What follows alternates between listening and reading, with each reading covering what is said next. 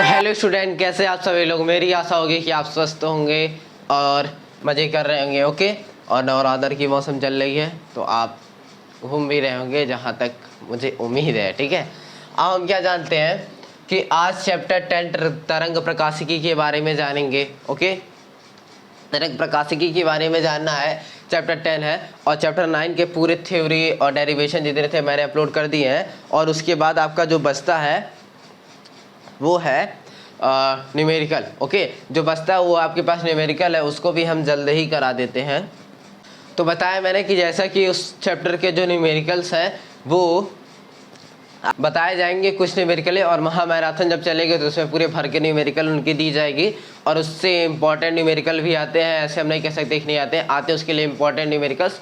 But मैं एक दो लेक्चर आपको न्यूमेरिकल के उसमें प्रोवाइड करा दे रहा हूँ उस प्लेलिस्ट में। और प्रकाश के जितने चैप्टर के उस चैप्टर के पूरे प्लेलिस्ट में आप जाएंगे, प्रकाश सर्च करेंगे, वहाँ पर class 12 Prakash chapter 9 by Abhay Singh, वहाँ से आपको पूरे प्लेलिस्ट मिलेगी। और वहाँ लिख देंगे ऑल प्लेलिस्ट, तो पूरी प्लेलिस्ट आपको मिल जाएगी। आप वहाँ से सर्च करके प्रकाश पढ़ सकते हैं।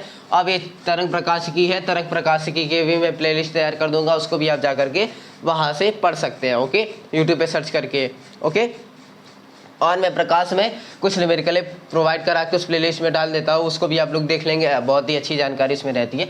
न्यूमेरिकल लगाने से आपकी प्रैक्टिस बहुत ज़्यादा अच्छी हो जाती है, बस ये है। ओके, बट इससे स्टार्ट करने से पहले हम कुछ कॉमन सी बातें जान लेते हैं। प्रकाश, आज इस कॉमन सी बात को इस लेक्चर में हम पढ़ेंगे। ठीक है, और सपोज करिए कि तरंग के अंदर की चीज़ें कल से ही पढ़ी जाएंगी, बट आज उसके बेसिक के बारे में जान लेते हैं, कॉमन सी चीज़ें हैं। ठीक है, तो प्रकाश देखिए दो माध्यम से होता है। प्रकाश है आपके पास, ओके, लाइट, इसके आगे के चैप्टर इसी पे आधारित है। ठीक है, जो मैं बताने जा रहा हूँ, प्रकाश आपका दो तरीकों से होता है।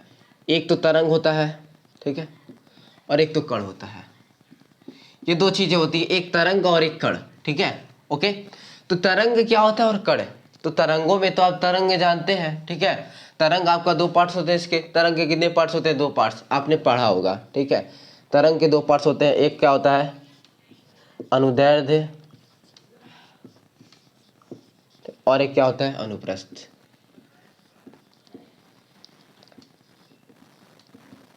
ये दो चीजें होंगी। ओके, तो अनुदैर्ध्य और क्या अनुप्रस्थ।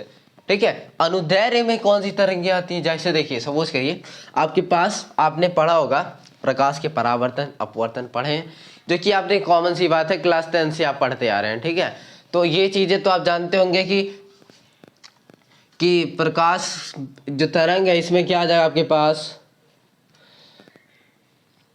परावर्तन, और क्या जाएगा अपवर्तन।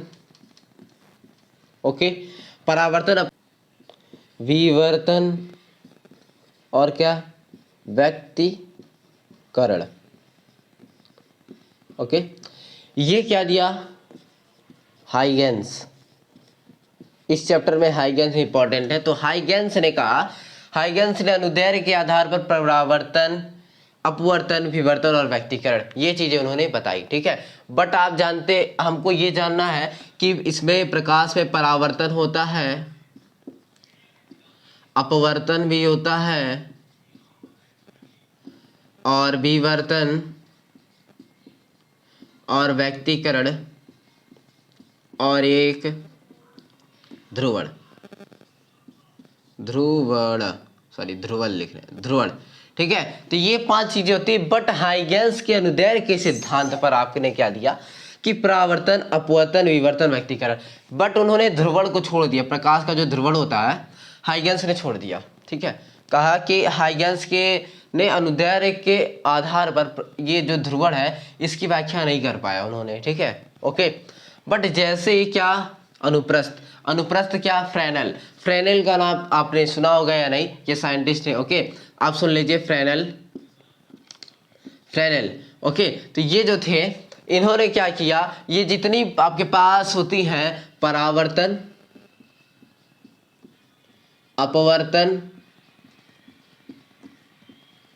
विवर्तन और व्यक्तीकरण,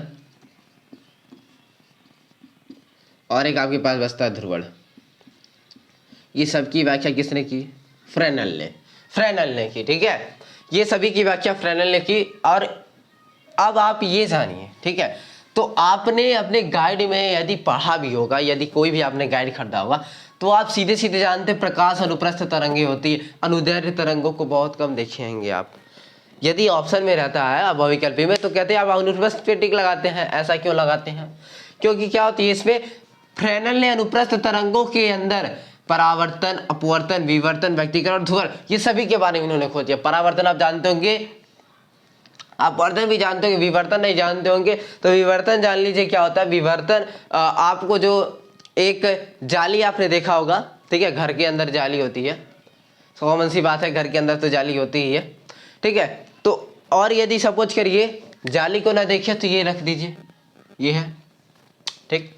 अब यहाँ सपोज करिए यहाँ से प्रकाश जाता है, ठीक है, और ये प्रकाश यहाँ से होकर के चला जाए, सिंपल से ये प्रकाश चला जाता है। बट जैसे ये प्रकाश कहाँ आए, इस कोने पे आए, कहाँ पर आए, यहाँ पर आता है, ठीक है। इस छोटे से कोने, इत्तू से कोने के कारण प्रकाश का थोड़ा सा भी रिफ्लेक्शन अंदर की ओर हो या बाहर की ओर हो, ठीक है, थोड़ा सा ही रिफ्लेक्शन हो, मतलब थोड़ा सा रिफ्लेक्शन, सॉरी रिफ्लेक्शन कर रहा हूं मैं, यदि थोड़ा सा भी उसका डायरेक्शन क्या हो, चेंज हो, रिफ्लेक्शन नहीं, क्या हो, वो थोड़ा सा उसका चेंज हो, क्या डायरेक्शन चेंज हो जाए, मतलब कि इस कोने के कारण, इस थोड़े से कोने के कारण क्या हो, प्रकाश का अपनी रेखा से विचलित होना, इधर उधर जाना, मतलब डायरेक्शन में चेंजिंग आना, दिशा में चेंजिंग आना, क्या होता है, विवर्तन होता है। क्या होता है, विवर्तन होता है। ओके, तो मैं बताता हूं व्यक्तीकरण क्या होता है, ठीक है। तो व्यक्तीकरण क्या होता है, सपोज करिए यदि आपके पास यहां से दो प्रकाशें जा रही हूं, ठीक है, ये दो प्रकाशें एक ही दिशा में जा रही हो, कहां जा रही हूं, एक ही दिशा में जा रही हूं, ओके, एक ही दिशा में, दोनों प्रकाश कहां जा रही है, एक ही दिशा में जा रही है। जब ये मान सपोज करिए यहां से एक प्रकाश गया, अब इन दो प्रकाशों से, सॉरी एक प्रकाश से दो प्रकाश निकला, ठीक है, ये दो प्रकाशें निकल गई। अब इन दो प्रकाशों के कारण, इन दो प्रकाशों से क्या हो रही है, ये एक ही दिशा में जा रही है, अलग डायरेक्शन में नहीं। इसका डायरेक्शन क्या है, एक ही दिशा, मतलब एक ही तरफ जा रही है, ठीक है, मतलब कि उत्तर की ओर जा रहा है तो उत्तर की ओर जाएगा, ईस्ट की ओर जा रहा है तो ईस्ट की ओर, वेस्ट की ओर जा रहा है तो वेस्ट की ओर जा रहा है, ठीक है, मतलब प्रकाश का और ये एकदम जा ही रही है एक ही दिशा में, ठीक है। और इनके कारण, अध्यारोपण के सिद्धांत के अनुसार, इनके कारण क्या होता है, तरंग में जो कुछ भी परिवर्तन होता है, ठीक है, कोई भी कुछ भी परिवर्तन होता है, वो क्या कहलाता है, व्यक्तीकरण। परिभाषा सेम रहेगी, ठीक है, बस इसमें ध्रुवण के आइकन्स ने दे दिया था, लेकिन फ्रेनेल ने ध्रुवण के बारे में दे दिया था। ओके, ठीक है। अब प्रकाश का ध्रुवण जो कि आपके सिलेबस से कट चुका है, ठीक है, बट मैं इसके बारे में बता देता हूं। ध्रुवण, ठीक है, ध्रुवण में क्या होती है, जो भी आप प्रकाश डालते हैं, ठीक है, कोई भी प्रकाश आपके पास हो, वो क्या होती है, प्रकाशें क्या होती है, अध्रुवित होती है, प्रकाश अध्रुवित होती है, ठीक है। ओके, हम जानेंगे क्या, एक टूरमैलीन पन्नी होती है, ठीक है, क्या टूरमैलीन पन्नी होती है, वही झिल्ली मानी सपोज करिए, ठीक है, वहां से कोई भी अध्रुवित प्रकाश आती है तो ध्रुवित हो जाती है। सपोज करिए ये आपके पास प्रकाश है, ये क्या होता है, इसकी दिशा चारों तरफ, डायरेक्शन इसकी क्या होती है, सेम होती है। इसको अच्छे से मैं बता देता हूँ, ठीक है।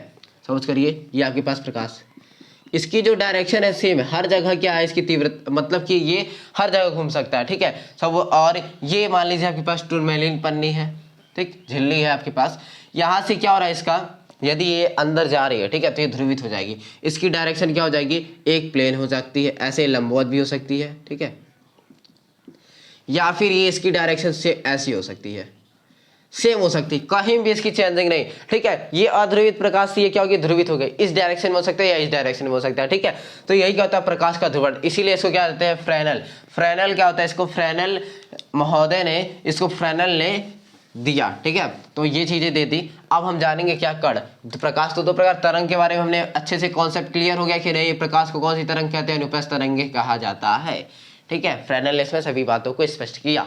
ओके, अब हम कण के बारे में जानते हैं। तो कण क्या होता है, आइंस्टीन का अभी जब आप पढ़ेंगे आगे सिलेबस में, तो उसमें कण क्या होती है, वैद्युत प्रभाव। आप जब जाएंगे आगे वाले चैप्टर में जब हम पढ़ेंगे, ठीक है, तो प्रकाश, आइंस्टीन के प्रकाश वैद्युत प्रभाव, ठीक है, ये चीजें प्रकाश वैद्युत प्रभाव, ठीक है, ये आपको इस अंदर, इसके अंदर पढ़ना है, प्रकाश वैद्युत प्रभाव, ठीक है, प्रकाश वैद्युत प्रभाव। अब ये क्या हुआ भैया, व्हाट इज प्रकाश वैद्युत प्रभाव, लाइट रेशियो इफेक्ट जानिए क्या, ये आपको स्ट्रक्चर दिख रही है, ठीक है।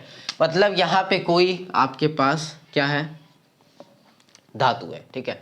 यहाँ से आने वाला जो कण है, इसके इलेक्ट्रॉन यहाँ से क्या होंगे, रिफ्लेक्ट होंगे। कब होंगे, कब परावर्तन होगा यहाँ पे, इनका कब परावर्तन होगा, जब इस की क्षमता, ये जो तरंग आ रही है, मतलब इसकी जो क्षमता है वो क्या हो, इस धातु की अपेक्षा ज़्यादा हो, तभी वो इलेक्ट्रॉन क्या होगा, यहाँ से उत्सर्जित होगा, ठीक है। यही उत्सर्जन की जो क्रिया होती है वैद्युत प्रकाश वैद्युत प्रभाव कहलाती है। ये आगे हम जानेंगे, ठीक है, इसके बारे में हम जानेंगे आगे अगले लेक्चर में, ठीक है। तो ये आपके पास कण के बारे में, तरंग हो गया, कण हो गया, ठीक है। अब प्रकाश के कुछ गुण जान लेते हैं, जो कि मैंने बता दिया, बट एक बार मैं बता देता हूँ, ठीक है। ओके, तो आप जान लीजिए प्रकाश के गुण क्या होते हैं। प्रकाश के गुण, ठीक है, इस बारे में हम बताएंगे। तो प्रकाश का पहला गुण क्या होता है, प्रकाश सीधी रेखा में चलती है। प्रकाश सीधी रेखा में चलती है, जो कि आप जानते हैं, ठीक है। प्रकाश सीधी रेखा में चलती है कि नहीं, एकदम अच्छी बात है, एकदम। प्रकाश क्या होती है, सीधी रेखा में चलती है। दूसरा जानिए कि प्रकाश का वेग क्या होता है, प्रकाश का वेग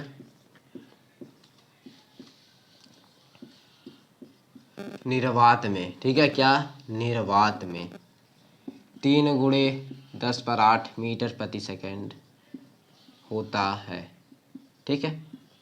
ये चीज़ आपको जाननी है। अब सपोज करिए ये निर्वात है, ठीक। निर्वात में सबसे ज़्यादा, उससे कम किस में होगा, हवा में होगा। उससे कम किस में होगा, द्रव में। उससे कम किस में होगा, ठोस में, ठीक है। सॉरी, यहाँ पे ऐसे रहेगा, ठीक है। तो ये चीज़ें कंडीशन आती है। बट यदि आप ध्वनि की बात करते हैं, यदि हम तो प्रकाश के उड़ जा रहे हैं ना, बट ध्वनि की बात करें तो ध्वनि की प्रकाश की चाल कितनी होती है, 332 मीटर प्रति सेकंड होता है। क्या होता है, 332 मीटर प्रति सेकंड होता है। और इनका जो क्रम होता है ये उल्टा होता है। ठोस में ध्वनि की चाल क्या होती है, ज़्यादा होती है, उसके बाद द्रव में, उसके बाद हवा में, और निर्वात में ध्वनि की चाल तो होती ही नहीं है, मानिए, ठीक है, 1% नहीं होती। तो ठोस में ध्वनि की चाल ज़्यादा, द्रव में उससे कम, गैस में उससे कम, और निर्वात में तो एकदम ना, ठीक है। ये चीजें होती है ध्वनि की चाल यहाँ पर, ठीक है। क्योंकि ध्वनि को चलने के लिए हवा की आवश्यकता है, ठीक है, किसी माध्यम की आवश्यकता है। तो निर्वात में तो कुछ होता ही नहीं है, तो कैसे उसमें चलेगा, ठीक है। ओके, ध्वनि की चाल 332 मीटर प्रति सेकंड। ये चीजें कॉमन सी बात है, एग्जामिनर जब आता है तो पूछता है, ठीक है। क्लास 12th की जब एग्जामिनर आएंगे तो पूछ सकते हैं, ठीक है। ये आपके पास हो गई, ठीक है। अब तीसरी पॉइंट जानिए क्या होती है, क्या तीसरी पॉइंट आप जानेंगे क्या होता है। तो आप प्रकाश को माध्यम, क्या, किसी भी माध्यम की आवश्यकता नहीं होती, माध्यम की आवश्यकता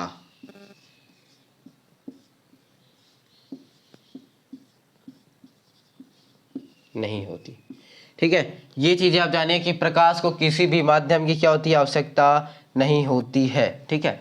ओके, अब प्रकाश का होता है विवर्तन, अपवर्तन, व्यक्तीकरण, ध्रुवण, ठीक है। ये चीजें प्रकाश का अपवर्तन, परावर्तन, ठीक, और विवर्तन, व्यक्तीकरण, ध्रुवण, ये 5 पार्ट्स इसके होते हैं। सिंपल सा बात। ओके, अब आपको एक किरण याद करनी है, गामा, पराबैंगनी, ये सब बहुत भी पूछ ली जाती है। कि वो जो ट्रिक है वो आपके पास ये है कि गए पद अशुर, ठीक है। ये चीज़ आपको जाननी है। ग से क्या होता है, गामा, ठीक। ऐसे एक्स, प से पराबैंगनी, पराबैंगनी, क्या, प से पराबैंगनी। और यहाँ पे द से क्या हो गया, दृश्य, क्या हो गया, द से दृश्य हो गया। अब अ से क्या हो जाएगा आपके पास, अवरक्त, अवरक्त, अवरक्त, ठीक है। स से क्या हो जाएगा, सूक्ष्म। र से क्या होगा, रेडियो। ये सब तरंगे होती हैं, ठीक है। ये क्या होती है कि आपका इस तरह, ठीक है। गामा, एक्स, पराबैंगनी, दृश्य, फिर अवरक्त, सूक्ष्म, रेडियो, ठीक है। तो ये चीज़ें आपके पास होती है। ओके, ये सभी चीज़ें आपको याद करने का ये ट्रिक है, किरण को याद करने, गै पद अशुर, ठीक है। गै से, ग से गामा, ए से एक्स, प से पराबैंगनी, द से दृश्य, अ से अवरक्त, स से सूक्ष्म, ओके, ये आप जान लीजिए, ये मात्रा छोटी ऊ की नहीं लगाई, बड़ी ऊ की लगा दीजिए, भले आपका हिंदी इधर फेल हो जाए। ठीक है, सोच में र से रेडियो तरंगी, ये सब तरंगे होती हैं। ठीक है, बस यही आपको इस लेक्चर में जानना है। लेक्चर हमको जहाँ तक लगती है बड़ी हो गई होगी, बट हम अगले वीडियो में हाइगन्स तरंग सिद्धांत जानेंगे। हाइगन्स तरंग सिद्धांत के अनुसार परावर्तन और अपवर्तन के लिए उनके डेरिवेशन के बारे में जानेंगे। यही चीज़ें अगले लेक्चर में मिलेंगी आपको। Thank you for watching. मिलते हैं अगले वीडियो में, तब तक के लिए जय हिंद जय भारत। एक नई उम्मीद, एक नई साथ के साथ। Thank you for watching.